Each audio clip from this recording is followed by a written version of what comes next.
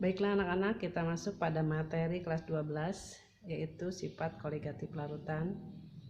Sifat koligatif larutan adalah sifat yang hanya ditentukan oleh jumlah zat terlarut, bukan oleh jenisnya.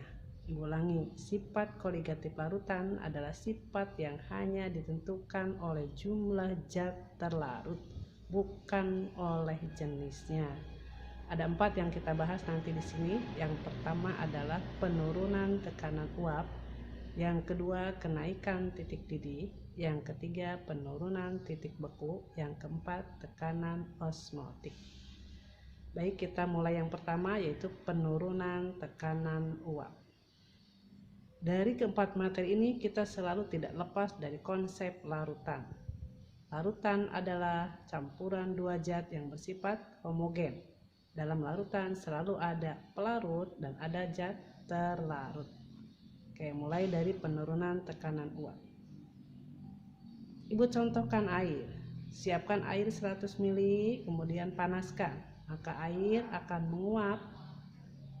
Menguap itu apa? Menguap itu proses perubahan dari fasa cair menjadi fasa gas. Siapkan air 100 ml, panaskan, maka air akan menguap.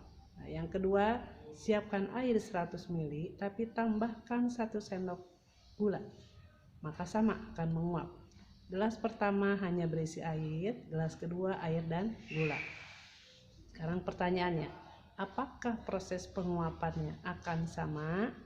Tentu jawabnya tidak, karena pada gelas kedua ada zat terlarut. Nah, kita logikanya, di dalam gelas itu ada terlarut, ada pelarut. Sedangkan menguap itu proses perubahan wujud dari cair ke gas. Nah, dengan adanya gula, maka proses penguapan akan terhambat, akan susah menguap. Kenapa? Karena ada gaya tarik-menarik antara siapa? Antara air dengan air, antara gula dengan gula, dan antara air dengan gula.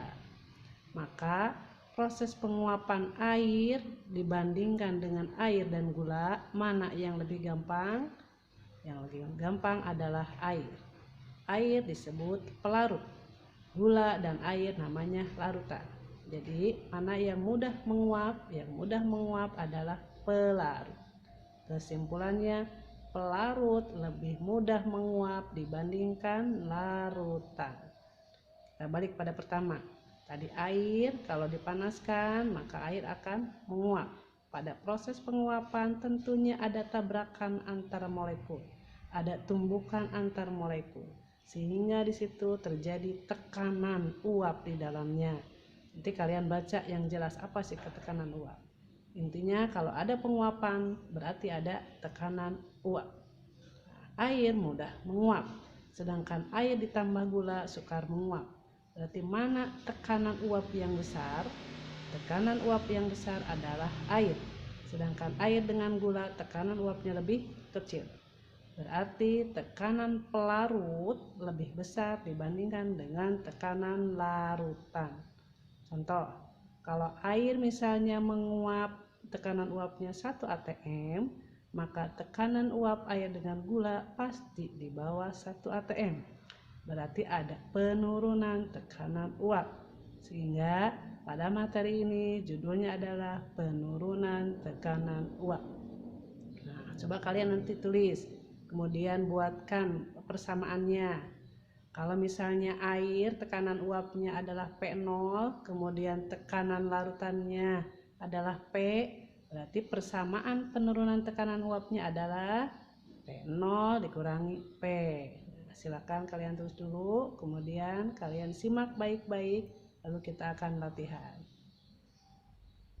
Terima kasih. Assalamualaikum warahmatullahi wabarakatuh.